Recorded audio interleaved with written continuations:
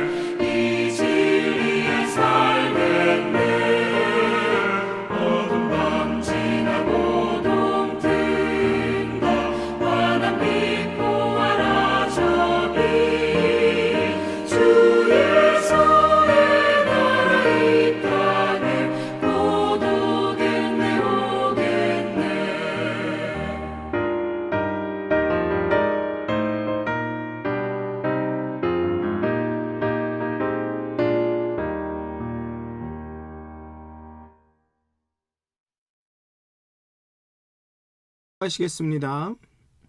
하나님, 예수님께서 이 땅에 이 흑암 가운데 빛으로 오셨습니다. 하나님, 우리가 그 빛을 바라보고 그 빛을 따라 걷기를 원합니다.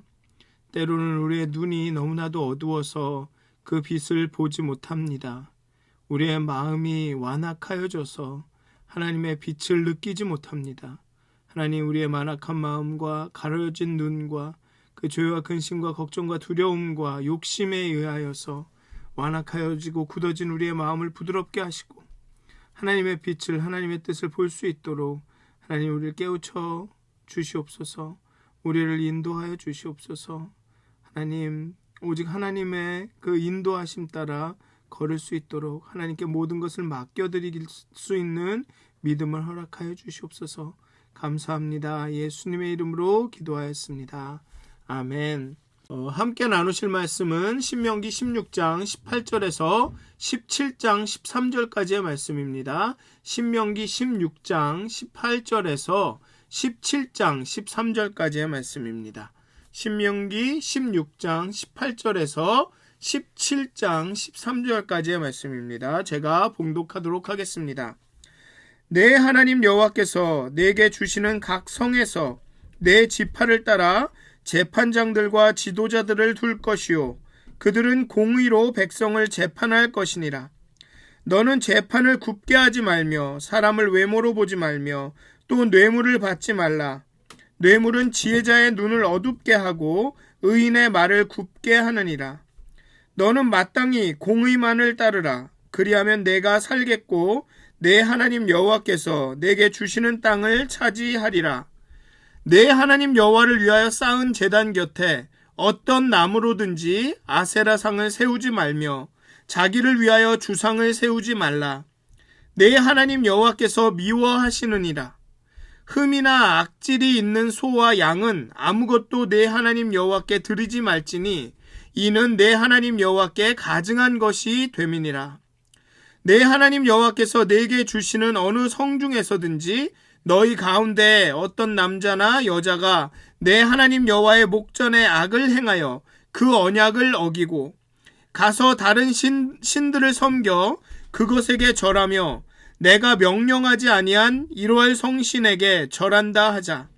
그것이 내게 알려짐으로 내가 듣거든 자세히 조사해 볼지니 만일 그 일과 말이 확실하여 이스라엘 중에 이런 가증한 일을 행하며 있으면 너는 그 악을 행한 남자나 여자를 내 성문으로 끌어내고 그 남자나 여자를 돌로 쳐 죽이되 죽일 자를 2사람이나 3사람의 증언으로 죽일 것이요 한 사람의 증언으로는 죽이지 말 것이며 이런 자를 죽이기 위하여는 증인이 먼저 그에게 손을 댄 후에 뭇 백성이 손을 댈지니라. 너는 이와 같이 하여 너희 중에서 악을 제할지니라. 내 성 중에서 서로 피를 흘렸거나 다투었거나 구타하였거나 서로 간에 고소하여 내가 판결하기 어려운 일이 생기거든 너는 일어나 내 하나님 여호와께서 택하실 곳으로 올라가서 레위 사람 제사장과 당시 재판장에게 나아가서 물으라. 그리하면 그들이 어떻게 판결할지를 내게 가르치리니 여호와께서 택하신 곳에서 그들이 내게 보이는 판결의 뜻대로 내가 행하되 그들이 내게 가르치는 대로 삼가 행할 것이니 곧 그들이 내게 가르치는 율법의 뜻대로 그들이 내게 말하는 판결대로 행할 것이요 그들이 내게 보이는 판결을 어겨 좌로나 우로나 치우치지 말 것이니라.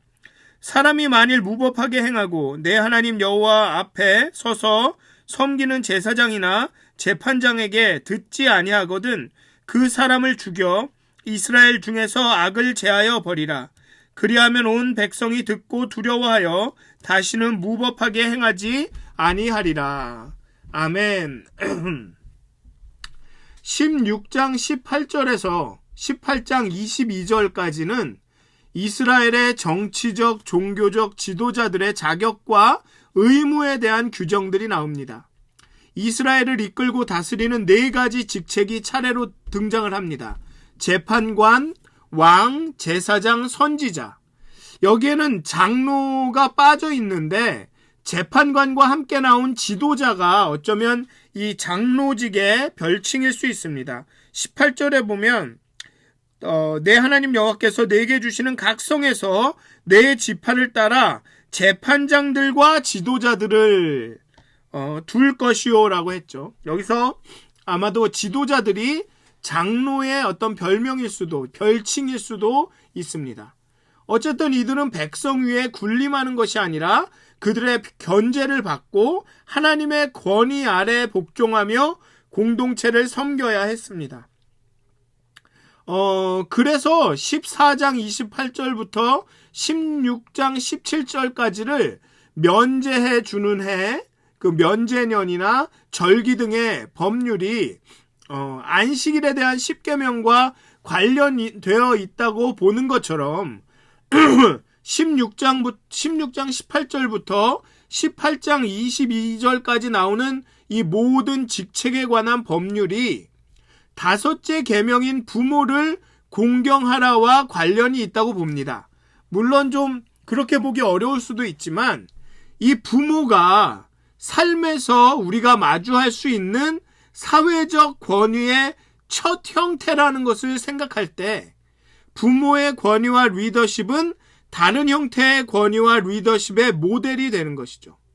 10계명은 부모를 공경하라 말하고 그에 대한 해석으로 부모와 같은 권위를 가지고 있는 리더십들은 공의로 하나님의 법에 따라 다스려야 한다. 하나님의 법에 따라 그 권위를 사용해야 한다라고 말하고 있는 것입니다. 이러한 직책들이 언급되는 배경은 항상 지금 모세가 이 이스라엘에게 말하고 있을 때 모세의 머릿속에 이렇게 이 법들을 이야기하는 그 배경으로서 쫙 모세의 머리를 가득 채우고 있는 것은 가나안에 정착했을 때입니다. 지금 이 광야에서 지켜야 할 법들을 이야기하고 있는 것이 아니라 가나안에 들어가서 하나님께서 주신 그 땅에 들어가서 그 땅을 차지하고 살 때를 배경으로 모세는 이야기를 하고 있습니다. 이제는 가나안 땅에서 살아야 하기 때문에 그 환경과 체계에 어울리는 정치 사법 제도가 필요한 것입니다. 그들은 광야 40여 년간 제사장, 지파장, 장로, 천부장을 비롯한 조금은 군사적인 직책들을 통해 사회의 전반의 문제를 해결하였지만 이제 12지파가 정착해 살아갈 때는 새로운 군사, 정치, 사법 조직이 필요해지는 것이죠.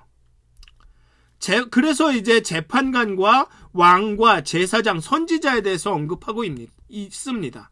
왕이라는 것도 광야에서는 전혀 필요하지 않고 존재하지 않았던 직책이죠. 그런데 이제 정착하게 되면서 왕이라는, 재판관이라는 그런 시스템이 제도가 필요하게 되는 것입니다. 그래서 오늘은 먼저 재판관에 대해서 언급을 합니다. 말씀드린 대로 내 하나님 여호와께서 내게 주시는 각 성에서라며 이제 가나안에 들어가 성을 만들고 그 성에 거주하고 정착 생활을 하는 것을 배경으로 이 이야기를 하고 있습니다. 오늘의 본문을 읽으면 현재의 사법 시스템이 성경에 근거하여 발전되었다라는 것이 이 기독교가 현대 문명에 지대한 영향을 미쳤다는 것이 좀 실감이 됩니다. 굉장히 비슷하다고 생각하기 들기도 하죠. 요시아에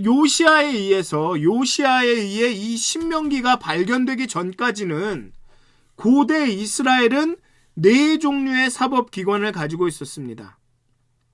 첫째로 가족법과 친족법에 따라서 가부장이, 흔히 말하는 아버지가 아버지의 권한에 따라, 가부장의 권한에 따라 하는 재판. 둘째로 여러 지방의 성문 앞이나 타작마당 같은 그런 공공의 광장에서 장로들이 성읍의 지도자들이 관습에 따라서 판결하는 재판.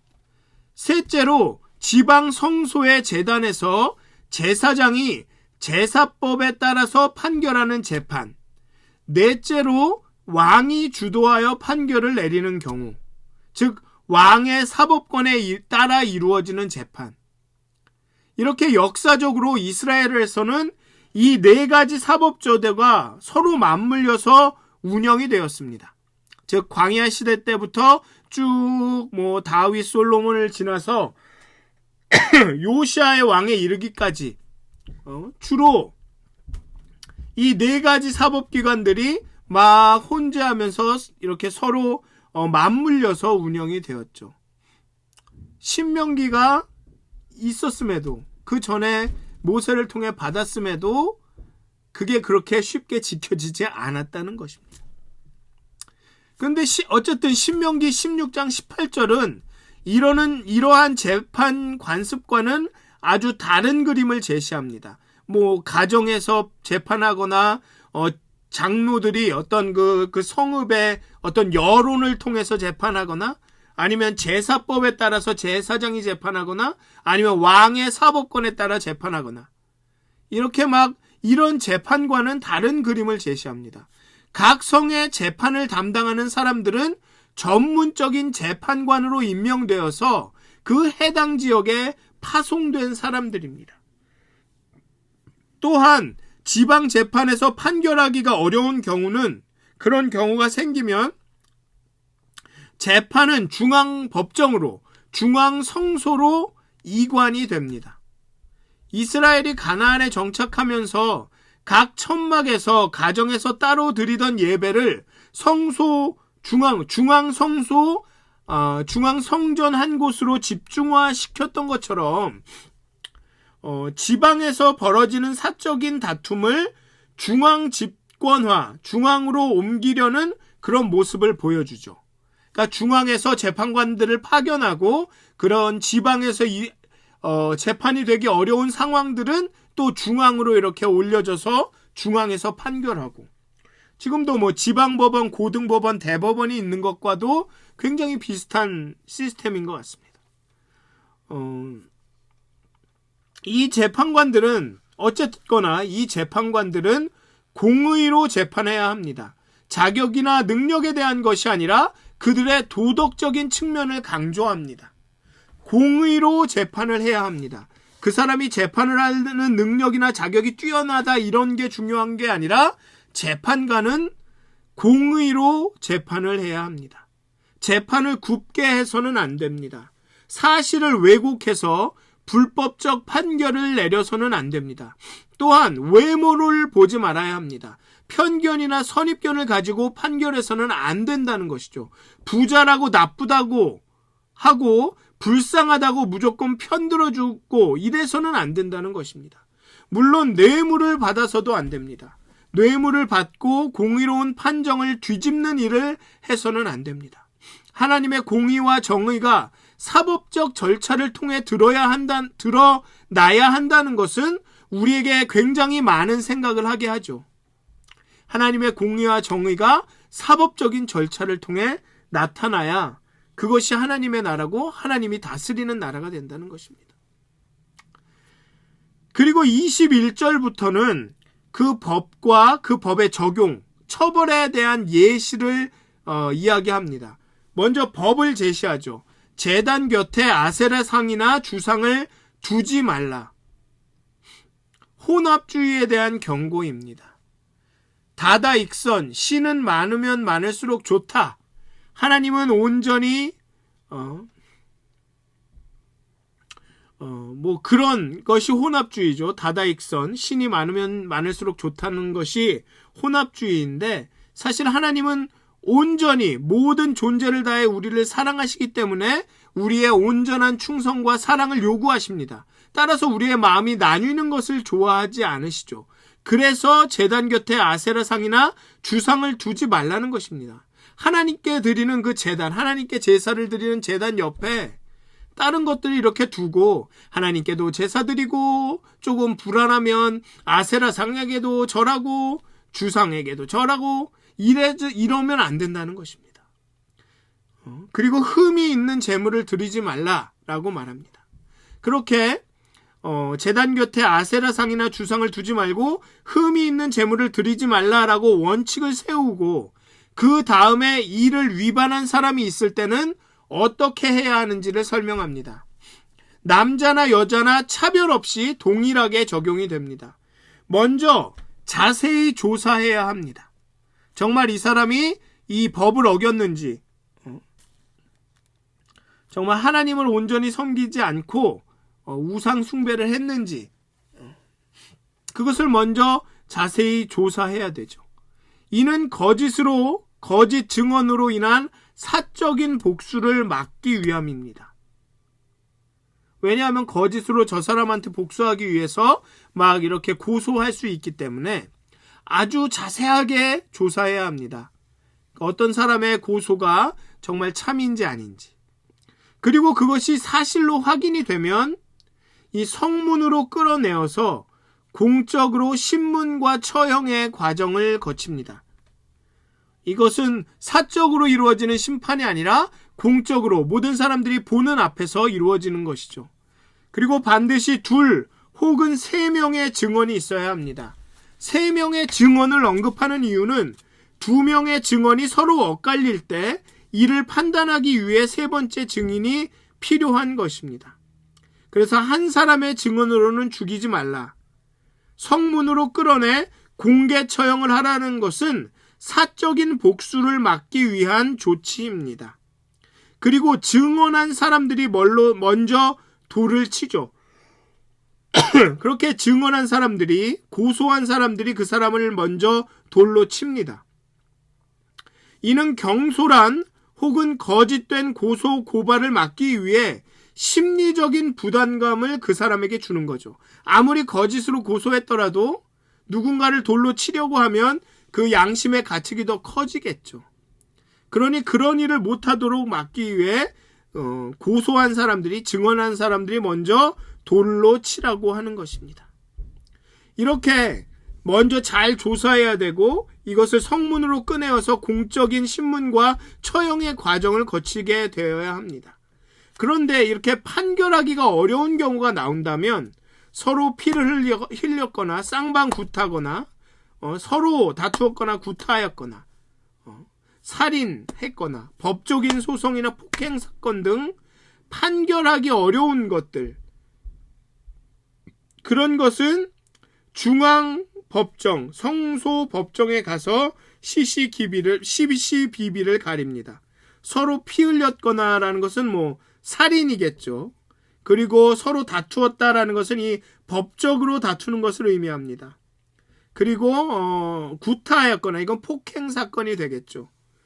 그래서 일방적으로 누구의 잘못인가를 분명히 하기가 어려운 경우에는 중앙법정, 성소법정에 가서 시시를 가립니다. 고등법원, 대법원에 가서 판결하게 되는 것입니다. 제사장과 중앙에 있는 재판관에게 의뢰하고 그들의 판결을 따릅니다. 만약 그들의 최종 판결을 따르지 않는 사람은 죽어야 합니다. 앞으로 계속 살펴볼 이 왕이나 제사장, 선지자들은 또 이 오늘 본 재판관들 뿐만 아니라 이들은 사회에서 일정한 권력을 행사하는 사람들입니다. 사람들의 삶에 지대한 영향을 미칠 수 있는 사람들이죠. 그런데 이러한 권력들이 균형을 이루며 하나님 나라를 온전히 이루는데 사용될 수 있는 것은, 그렇게 사용할 수 있게 되는 순간은 어떤 순간이냐 하면 그 권력들이 하나님에게로부터 왔음을 인정할 때입니다. 그리고 그것을 인정하는 사람들이 이 신명기의 법을 따르게 되는 것이죠. 신명기의 법을 따르지 않는다는 것은 자신이 가지고 있는 권력이 하나님에게서 온 것이 아니라 내 것이라고 여긴다는 것입니다. 사실은 안타깝게도 이스라엘의 많은 재판관과 왕과 제사장과 선지자들이 나중에는 재판을 굽게 하고 백성을 돌보지 않는다는 비판을 받습니다. 그 이유는 하나님이 자신들이 행사하는 권력의 권위의 그 근원임을 잊기 때문입니다.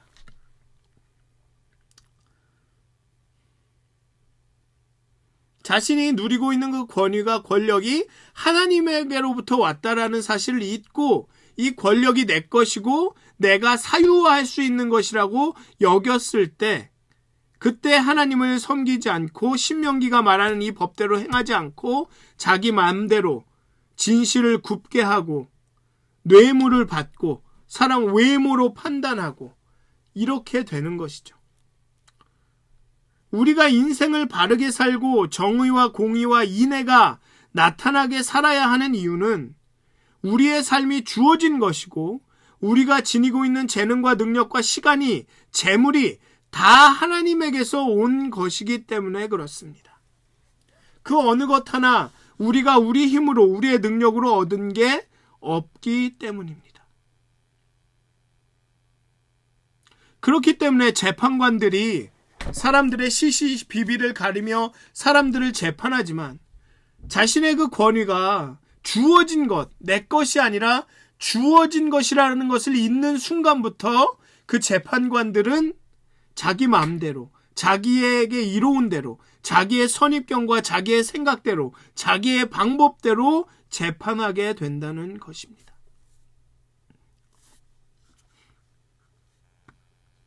사랑하는 믿었은 가족 여러분, 우리가 누리는 모든 것들이 다 하나님에게서 왔습니다. 우리의 것이 아닙니다. 이스라엘이 가나안에 들어가서 얻게 되는 그 분깃, 기업, 그 기업이라는 뜻이 내 것이라는 뜻이 아니라 삶의 자리라는 뜻입니다. 삶의 처소. 그래서 하나님이 이스라엘에게 말하죠. 올라가서 취하라, 가져라가 아니라 올라가서 거하라 라고 말합니다. 기업은 내가 가서 거하는, 살아가는 삶의 자리죠. 내게 아닙니다. 나중에도 우리가 이제 내년에도 계속 얘기하겠지만 희년의 개념이 그겁니다. 내가 지금 갖고 있는 땅과 노예와 재산과 모든 것이 내 것이 아니다. 그렇기 때문에 원래 주인에게로 돌아갈 수 있는 거죠. 재판관들, 왕, 선지자, 제사장, 이 모든 권위가 그 직책에 갖게 된 모든 그 권위와 권력이라고 할까요? 그 모든 것이 하나님에게서 왔다는 것입니다. 그것을 깨닫지 못하는 순간 그 왕과 제사장과 선지자들과 재판관들은 자신이 해야 할 일을 제대로 하지 못하게 되는 것입니다. 우리도 그렇죠. 확신이 강하고 믿음이 강하다라고 여기는 사람이면 사람일수록 내 것이라는 것에 대한 확신이 큽니다. 때로는 그게 그 고집과 아집이 있다라는 것을 모를 때도 있죠. 그렇게 됐을 때는 자신이 갖고 있는 그 권력과 힘을 악용하게 될 수 있다는 것입니다. 사랑하는 믿었은 가족 여러분, 우리의 삶은 하나님께서 주신 겁니다. 우리의 것이 아닙니다. 우리에게 주신 지식도, 믿음도, 생명도, 재물도, 재능도 모든 것이 하나님이 우리에게 주신 것입니다. 이 땅을 살아갈 수 있도록, 서로를 유익하게 할 수 있도록, 하나님의 나라를 유익하게 세울 수 있도록 하나님께서 주신 것입니다. 그럴 때 우리는 우리에게 주어진 그 권위를 잘 사용할 수 있습니다. 사랑하는 믿었은 가족 여러분, 하나님께서 우리에게 주셨습니다. 그렇기 때문에 그것을 재판관에게는 재판관의 공의를 주셨기 때문에 공의롭게 재판을 해야 하는 것이죠. 남자나 여자나 차별 없이 그것을 적용해야 하는 것입니다. 하나님, 사랑하는 믿었은 가족 여러분, 여러분들이 오늘 누리고 계시는 많은 것들이 하나님께서 주신 것임을 다시 한번 기억하시고 그것을 사용하실 때 정말 공의로, 정의로, 인애와 자비로 사용하시는 그런 여러분들이 되시기를, 정말 하나님의 뜻 가운데 거하시고 하나님의 인도함대로 살아가시는 여러분들이 되시기를 기도합니다. 다 같이 기도하시겠습니다. 하나님, 정말 우리에게 부모의 권위를 주셨고 또 여러 가지 직장이나 직책을 가운데 우리에게 또 많은 다양한 권위들을 주셨습니다. 하지만 때로는 그러한 권위를 내 것이라 여기고 내 마음대로, 내 생각대로, 내 뜻대로 내가 보기에 좋은 길로 사용할 때가 너무나도 많습니다. 하나님께서 우리에게 주신 것들 정말 하나님의 뜻 가운데 온전히 사용할 수 있도록 우리를 깨우쳐 주시옵소서. 우리의 닫혀진 눈을 열어주시옵소서. 완악하여진 마음을 부드럽게 하여 주시고 정말 하나님의 뜻을 볼 수 있게 하여 주시옵소서. 하나님이 원하시는 길을 걸을 수 있도록 하나님께서 우리를 깨우쳐 주시옵소서. 정말 우리에게 주신 것들 내 것이라 여기지 않고 정말 하나님을 위해서 최선을 다해 사용할 수 있도록 하나님 우리를 인도하여 주시옵소서. 우리에게 주신 권위에 정말 교만하여서 내 것이라 여기며 다른 사람을 업신여기는 것이 아니라 정말 그 권위로 봉사하고 섬기고 공의와 정의와 사랑을 나타낼 수 있는 그런 자리를 그런 사람들이 될 수 있도록 하나님 인도하여 주시옵소서. 깨우쳐 주시옵소서. 감사합니다. 예수님의 이름으로 기도하였습니다. 아멘. 하늘에 계신 우리 아버지여, 이름이 거룩 여김을 받으시오며 나라의 마옵시며 뜻이 하늘에서 이루어진 것 같이 땅에서도 이루어지이다. 오늘 우리에게 일용할 양식을 주옵시고 우리가 우리에게 죄진 자를 사하여 준 것 같이 우리의 죄를 사하여 주옵시고 우리를 시험에 들게 하지 마옵시고 다만 악에서 구하옵소서. 나라와 권세와 영광이 아버지께 영원히 있사옵나이다. 아멘. 오늘도 행복한 하루가 되시기를 정말 하나님을 닮아서 정말 공의와 정의로 하나님께서 주신 것들을 잘 사용하시기를 주님의 이름으로 기도드립니다.